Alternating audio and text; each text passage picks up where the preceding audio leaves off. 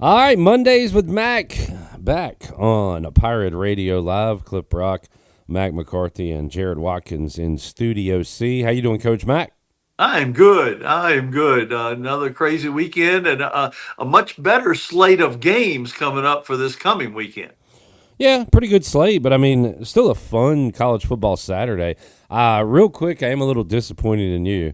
Oh, You went to Lane Stadium for Vandy, Virginia Tech, and you're sending me pictures. And are you one of these like big wig like box guys now, sweet no, guys? not necessarily. I'm on the sideline most of the game, but occasionally I will go up to the press box, especially around halftime, to see all the writers and TV folks.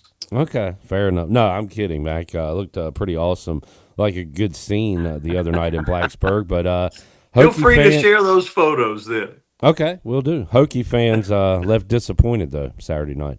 Oh, they left and left early and left in droves, and they don't usually do that. But yeah, that may be that may be the turning point that is the end of the Pry era. Hmm. That was pretty discouraging. What happened in the second half down there? I was gonna say, we're following ECU, keeping an eye on games, getting ready for our post game and everything. Yeah, Virginia Tech led by double digits, right? At one at point. halftime. At halftime, yeah. Wow, and that thing flipped, I guess, pretty quickly. Yeah, gained 20 yards in the second half and couldn't hang Hmm. on to the ball. And Vanderbilt had, I don't know, way over 300 yards in the second half, and Tech had 20. Wow. Well, Maxter, you can add to the week 2 headlines. I put good week for the American. You had the South Florida win over Florida. Yeah. Very impressive that it wasn't some wild, crazy shootout. Their defense kept them in the game. And who knew there was another line of Grammaticas kicking? I did not know that until Saturday. That I don't know. Is that Martine or Bill's kid? I don't even I know. don't know, but Yeah. he's in the family for sure. And who knew that we would have spitting Oh, my God. as part of the outcome of the game? Yeah, it is spitting, the new epidemic across football, apparently. But yeah, USF wins, and Army gets off the mat after losing to Tarleton State and beats Kansas State. That's what makes college football great. Tarleton one week, and Kansas State on the road the next week. Holy cow. You can't make this up. I know the NFL had some exciting games, and I know you're all pumped up about the Commanders and everything, but come on now. Nothing beats college football. Why? I mean, what is it? Why take a shot at the NFL? Why not just celebrate college football? I was just trying to celebrate college football, but I thought you have to at least give the NFL credit for having some exciting games. And of course, the final game of the day was really exciting. Mac, I don't know how they let us get Debo Samuel. It's almost unfair now what we have offensively. But anyway. Easy now. Don't go crazy. I have okay. So I talked about this with David Glenn on the You pregame sound like show. a Cowboy fan. I'm totally joking. We're underdogs Thursday night against Green Bay. If so whatever. So Florida State plays a school that may or may not be a real school. I don't know, but just the fact that they roll up 49 in the first half, 77 in the game. Because Mac, as a coach, as a football fan, whatever, the hangover, the letdown thing is real when you have one of those Sure. giant emotional wins. So I'm going to give Florida State credit for putting up 77, even though they did it against an FCS opponent. But how about them coming off? Sometimes it's tougher to come off big wins than losses, right? No, there's no question, and I do give them a lot of credit, and I know they weren't playing anybody that could hold a candle to them, but we've seen letdowns against lesser teams. What'd you think of like Bama and Texas? Like, did they have appropriate bounce backs for you? Or are you worried They about them at did, all? Okay. they did, but again, we're all wait and see on those folks now, Yeah. but they did what they had to do, so that's good. I was kind of disappointed in Texas. I wanted more points. 38-7 doesn't do it for me. That's a valid concern. All right. And my other question here is what happened to Mike Gundy in Oklahoma State? Like, I know they lost every conference game last year. I saw that line this week, and I was like, I know Oregon's good and Oklahoma State was bad last year, but should they be 28, 29-point underdogs to teams that not that long ago they were, pretty close to? And, yeah, the answer is yes. They should have been 65-point underdogs, apparently. But that is crazy, Coach Mack. First time in the Gundy era that they have been a 4-touchdown underdog, and he's been there 20 plus years. So that was pretty amazing. But the more I keep hearing about and seeing out of Oregon, they may have something to say about who wins the Big Ten. And I thought they were a third or fourth place team, but I'm not so sure about that anymore. And I know that wasn't a quality win necessarily, but they have still looked really good these first 2 weeks. Was there a talk? I heard Dan Lanning apparently responding to something Gundy said about money. Yeah. I know that, they weren't, T-Boone and Oklahoma State wasn't complaining about no money, were they? Oh, they were, and the problem with it was, they got good because of money. Now Yeah. Oregon has gotten good because of money, and then the worst thing that Gundy said was, they need to think about Oregon needs to think about how they schedule their non-conference games based on how much more money they have. And last week Oklahoma State played UT Martin. Come on now, you can't have it both ways. Man, well, Mike Gundy needs to go home and watch the news and maybe get in that line of work. I know he's a big fan of some news networks. ECU handles Campbell. Nothing much coming out of that. I did like how Chasten did looked. I wasn't expecting him to come in once Mike Wright's reps at quarterback were done. I was thinking Raheem Jeter, but thoroughly impressed with what Chasten did. ECU, Mac, maybe has a quarterback of the future in this crazy college football landscape, actually recruiting a kid and maybe grooming him to be the future. So we'll see. The factor, and we've talked about the fact that you almost have to have a quarterback who is not only mobile but a threat to run on a regular basis. And if you have that, then you better have a backup quarterback. So I would think this is good news for East Carolina. Anything else, guys, week 2 that stood out to you before we move ahead to week 3? Carolina wins, but 20 points against Charlotte. NC State, Coach Mack, for the second straight week, back against the end zone. They come up with a stop, this time an interception on a very poor decision by the quarterback. Had a man in the flat, but went for the end zone. But NC State 2-0 by the skin of their teeth right now. Yeah, living on the edge, and you got to give Oklahoma credit for probably being better than a lot of us thought. You shouted out their quarterback last week, Coach Mack, going into that game. Yeah. What's his name? He's John Mateer, and he's the real deal. Yeah, Mateer.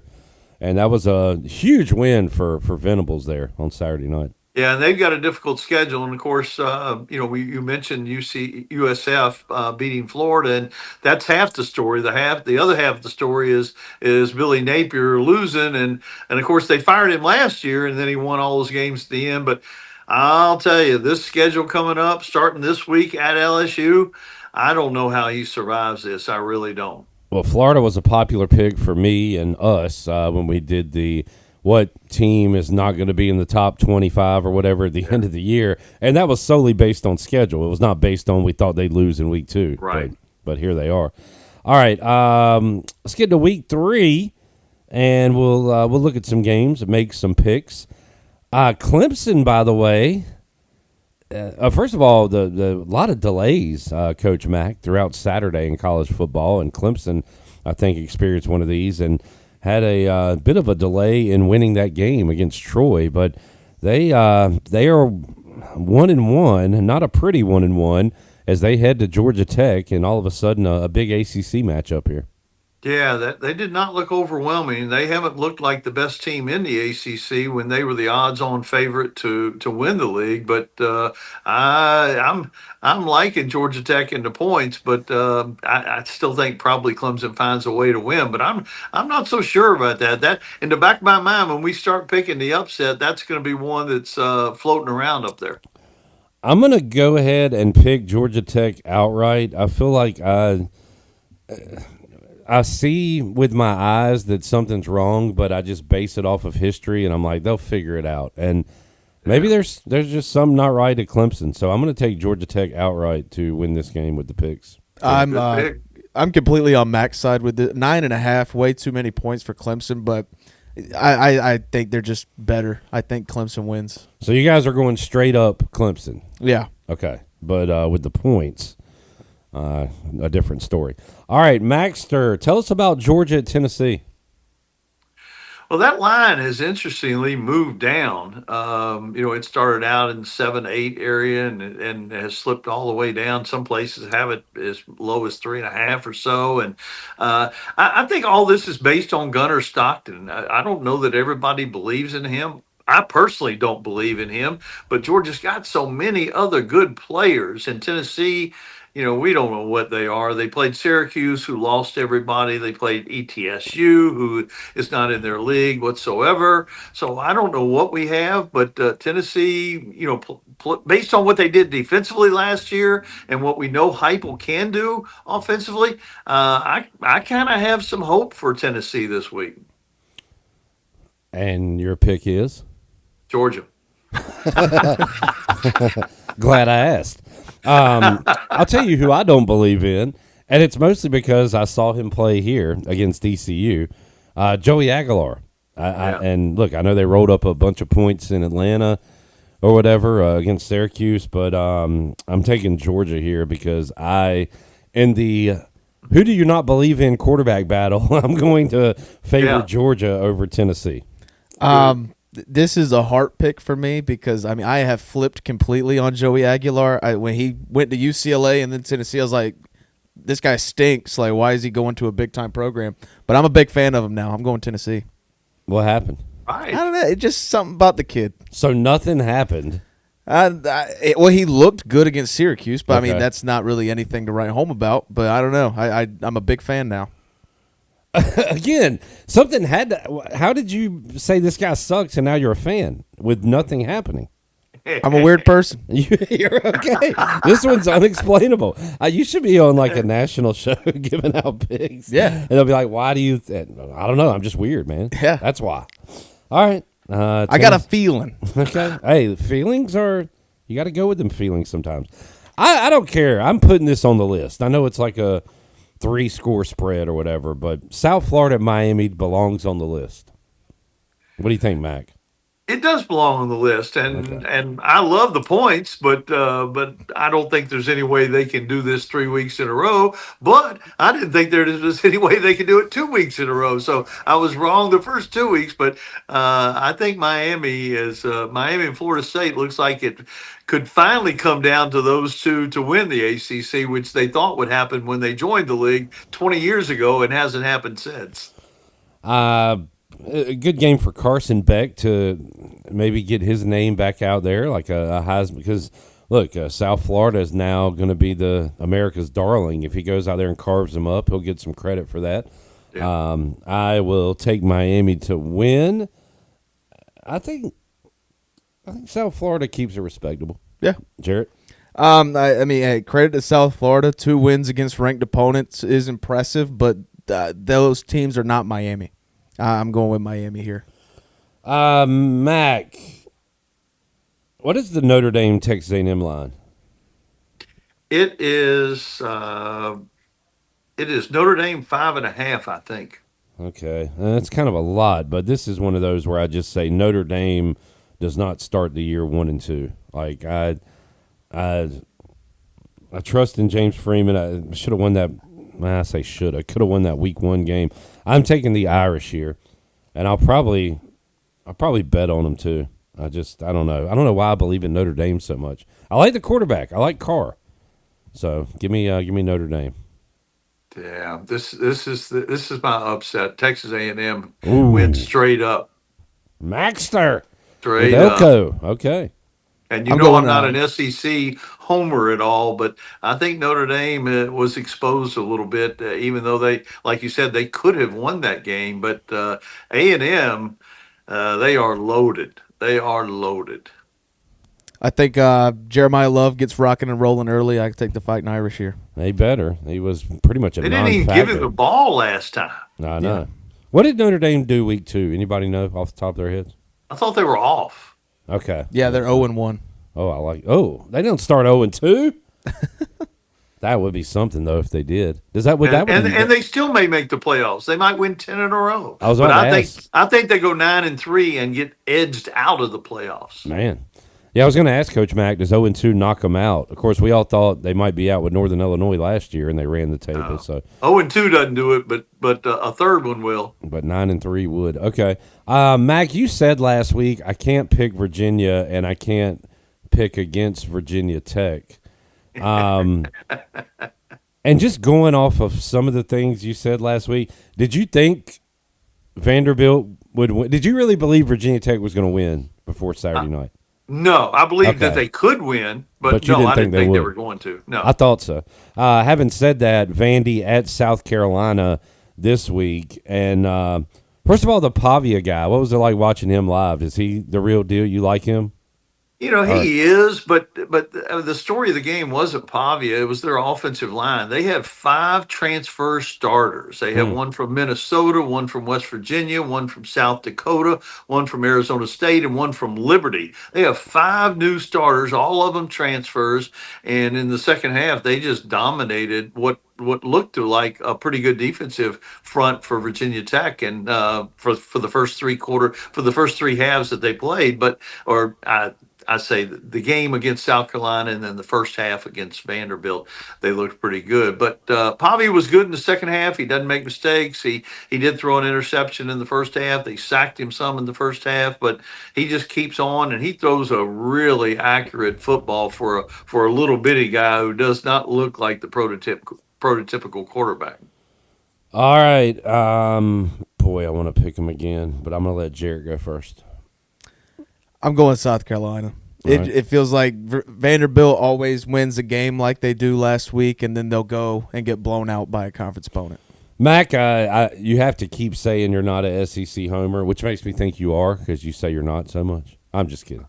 But I like good football games. I love that we're at a place now where Vanderbilt, South Carolina is a game I'm looking forward to. You know what I'm saying?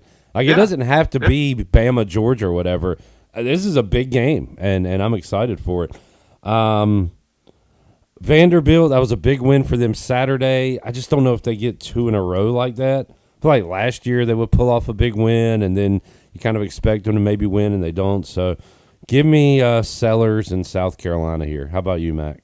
Yeah, I think they could cover, but I think South Carolina finds a way to win because they're at home, and it is Vanderbilt. You know, the league is interesting. The SEC. I mean, Mississippi State beats the 13th ranked team in the country and storms the field and looks good doing it. But I don't know who you want to play in the SEC, but you know, they've got a point. When you line up on the field against them, they're pretty darn good. I need to go back and watch that. That was during the 5th quarter. I didn't get a good look at it and didn't go back and revisit it. But how does a guy just run free in that situation for Mississippi State? I know they say like prevents you from winning, but maybe have a couple of safeties back there or something. That was just crazy. But good win for the Cowbell folks. Upset of the week. I don't know how much I believe in this, but just first glance at the games, looking at the numbers, I'm going to take Duke to beat Tulane outright. They're an underdog in that game. Yeah, that's not a bad pick. They, other than turnovers, they did fine, and the final score was not indicative of that game against Illinois. And Illinois is pretty darn good. But if they don't turn the ball over, I think they have a very good chance to beat Tulane. I like that pick. That was a 1-score game with like 3 minutes left in the third quarter or something, Mac. And then you look at the score. If people just look at the score, they think it was a blowout. But I didn't watch any of the Tulane game, but only beating South Alabama by 2. Yeah, that's kind of fooled around with it. I like Duke there, and that was Tulane coming off a pretty big win. Big win, Northwestern, but kind of a letdown game for them. Maybe upset pick. I wanted to go Duke over Tulane, but I don't want to ride on anybody's coattails. I don't really like this one, but I'll take Cal over Minnesota. What a weird game. Yeah. Coach Mack, you going to go A&M? I am. Okay. My group of 5 poll, South Florida number 1, Tulane number 2, UNLV. I had them on the poll last week. Good foresight by me. They go out and take care of UCLA. So good work. Dan Mullen's got it figured out after almost losing to an FCS team, Mac. How about instead of the poll, we do just most likely to get a P4 job from the group of five? How about we just go with that? Well, I'll go goalish one, and I'll go from there. I'll throw Navy number 4, and Texas State win in the Alamo Dome and beat UTSA. Yeah. Welcome to the top 5, Texas State. Nice. Big win. Yeah. All right. Anything else college football? We'll hit some NASCAR and get out of here. Anything else y'all got? I mean, I'm interested in ECU Coastal this week. Coastal big on the run, playing 2 quarterbacks as well. Mac, ECU BYU next Saturday, 7:30, Dowdy Ficklin Stadium. I believe it's ESPN 2. So if ECU just takes care of their business this week, you'll have 2-1 ECU, 2-0 BYU. Pretty big college football game. Pretty good game. Will be. Let's go, Pirates. Excited about that. Yes, sir. All right, J-Bone, Denny Hamlin. Yeah, I didn't watch really any of the race, but I was talking to some people this morning, and they were like, just an absolute snooze fest. Nothing really going on. Mac, did you watch it? Not true at all. Not true at all. They were wrong. Yeah, they were dead wrong. I mean, Bubba Wallace dominated for a while. There was lots of action. Larson dumped Blaney, and Yeah, I saw that. and we blamed Hocevar because he had to be at fault, I'm sure. And the Dillon brothers wrecked each other, and Elliott got in the action with being a little bit aggressive. But no, it was exciting, and it came down to fuel mileage and tire wear. And anytime you can do that on a mile track, sign me up for that. I thought it was very exciting and a fairly predictable winner in the fact that tires mattered, and when tires matter, Denny Hamlin will be near the front. Jared, you don't have the numbers in front of you, but you do know that you are. I am in the lead after a Denny Hamlin. I was in the lead last week, and then Right. with the Denny Hamlin win, I gained points. All right, Coach Mac, did you watch any NFL? Josh Allen and Lamar Jackson put on a show. Heard about it. Commanders 1-0. Heard about it. Jalen Lane had a catch. Former Hokie. Yeah, he's helping the Commanders. He's good. All right, I'm gonna get you on board by the end of the year.